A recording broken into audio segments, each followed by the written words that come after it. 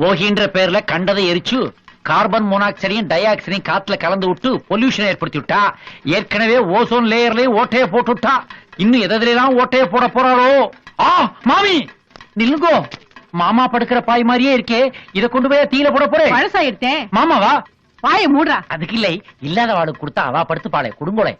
பாய மூடிட்டு போடா. தாங்கிட்டு மாமா செத்த இருங்கோ. நீங்க எதை தீல போட போறேன்? பழைய துணிமணி. அது உங்களுக்கு தான் பழசு, இவாளுக்கெல்லாம் புதுசு. கொடுத்தா கட்டிப்பா. தீல போட்டாதான்டா நல்லது.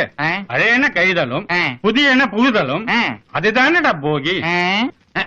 அப்ப எது பழசா இருந்தாலும் தீல தூக்கி போட்டுடலாமா?